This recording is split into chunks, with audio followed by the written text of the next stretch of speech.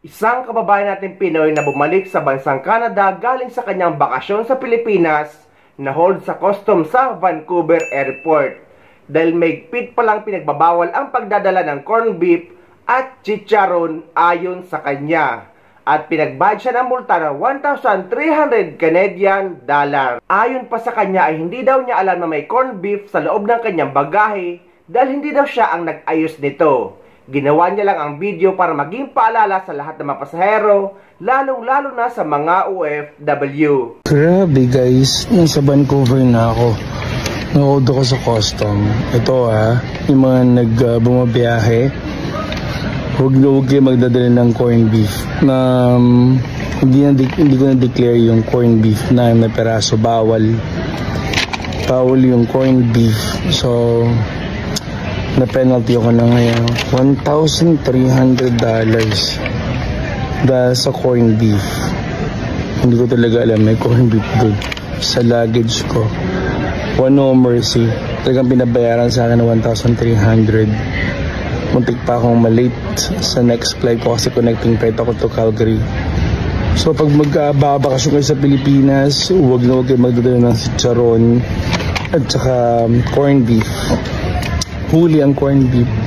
Sayang ang 1,300.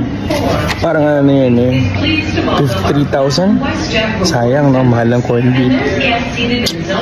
So paalala sa mga magbibiyahe, huwag magdadala ng corned beef na dilata. Okay? Kaya guys, kung hindi nyo kabisado ang bansa na pupuntahan nyo, lalo na kung isa kayong baguhan, ay dapat inaalam nyo ang mga pinagbabawal.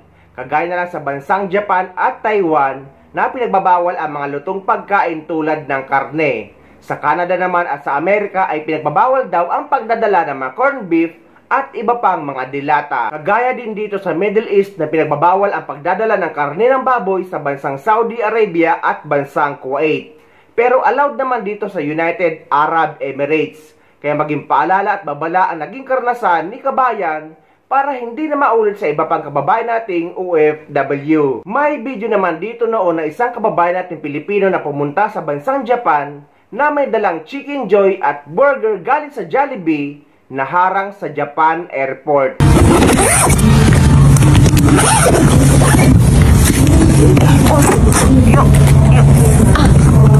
Sorry. Yes, thank you. Did the dog smell anything? It's Jollibee. Oh, Jollibee. Yeah, Jollibee. Oh. Yes, I will take Jollibee. Thank you. Yes,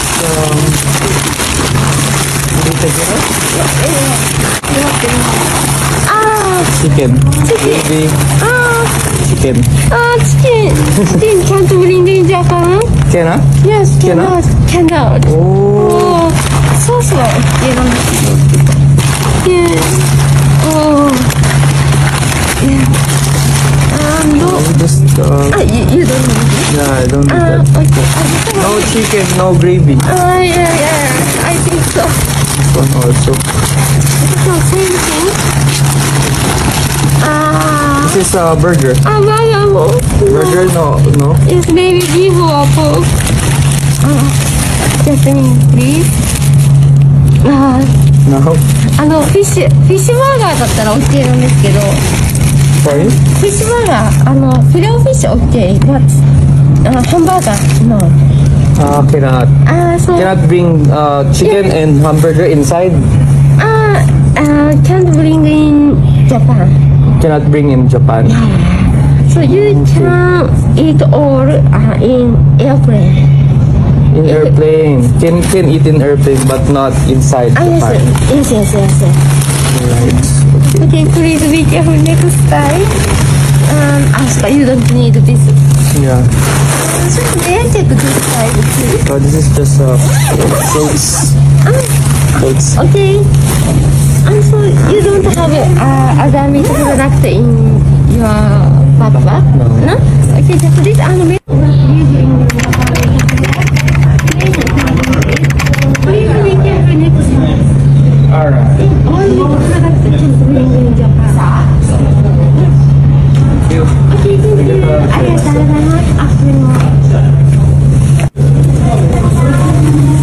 Can I my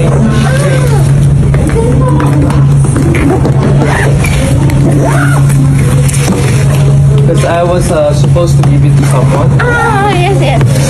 Photo.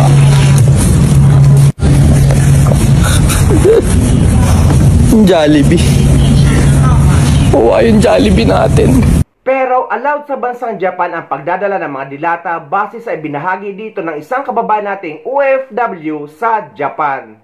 Para sa mga first time pa lang na pupunta dito sa Japan bilang OFW, ay bibigyan ko nga kayo ng tips para sa mga bagay or product na bawal or hindi pwedeng ilagay sa maleta na pang check-in baggage. At based on my experience bilang 5 years ng OFW dito sa Japan, ay bibigyan ko rin kayo ng suggestion ng mga bagay na kailangan at hindi nyo na kailangan pandalin dahil magiging pampasikip lang sa maleta nyo. Unang-una sa lahat, syempre ang mga gamot. Totoo namang mas okay, madaling bumili at marami kang mabibilan na gamot dito sa Japan. Pero syempre, usapang first time nga to. Katulad ko, hindi na nakakabumili ng paracetamol, ibuprofen, painkiller, or yung mga panghaplas-haplas para sa sakit ng katawan. Dahil kaya ko na nga bumili dito nun, pero kung first time mo pa nga lang, ay magdala ka nun. Sumunod naman ay pagkain. Marami ka namang mabibila ng mga Filipino products sa Japan, pero syempre, dahil import na nga yun, ay doble at kung minsan ay triple pa yung presyo ng mga ito. At opo, pwede ka magdala ng ganitong kalaking ketchup, bagoong at liquid seasoning dito sa Japan. Yung iba nga gumagawa pa ng ginamos tapos nilalagay sa tumbler para lang makapagdala niyan sa Japan. Basta siguraduhin mo lang na nakatape, walang singaw at hindi maglilik. Basta lahat ng nakita nyo dyan ng mga condiments ay yan talaga yung mga ginagamit ko. Kaya naman nagdala ako ng mga ganyan pabalik dito sa Japan, katulad na lang nitong dahon ng laurel. Meron namang dahon ng laurel sa Japan pero ibang iba talaga guys. Hindi ito yung tuyo at hindi maaroma. Bale isang maleta nga ay puro pagkain lang yung nilagay ko. Na pwede nyo nga din gayahin dahil kapag pupunta nga kayo dito sa Japan bilang trainee ay magkakaroon pa nga kayo ng 1 month na training bago kayo i-deploy. Kaya makakatipid talaga kayo kapag may dala kayong mga pagkain. Makakatanggap naman kayo ng 80,000 yen something mula sa employer na magagamit yung pang budget sa loob ng 2 buwan. Isang buwan habang nagte-training at isang buwan habang wala pa kayong sahod. At alam nyo ba yung ginagawa ng iba? Pinapadala nga nila yung kalahati nun. Magkakaiba nga yung experience, pangangailangan at pinagdadaanan ng mga tao. Kaya wag natin sila i-judge na bakit pinadala yung pera na nakalaan sa pang budget kahit wala pa naman silang sinasahod or trabaho. Kaya malaking bagay talaga kapag marami kang dalang pagkain katulad ng mga instant food na pwede mong ulamin. Yung iba nga mga kabatch ko dati may dala pang bigas eh. Pero hindi ko din sure kung pwede pa yun ngayon kaya hindi ko na rin sinubukan. At bawal din nga pala yung mga pagkain may buto katulad ng munggo, chicharon at syempre bawal din ng Jollibee. Bawal din sa check-in baggage yung mga gadget or yung may mga battery katulad ng power bank. Kaya sa hand carry nyo na nga lang ilagay yun. At sa hand carry naman ay bawal yung mga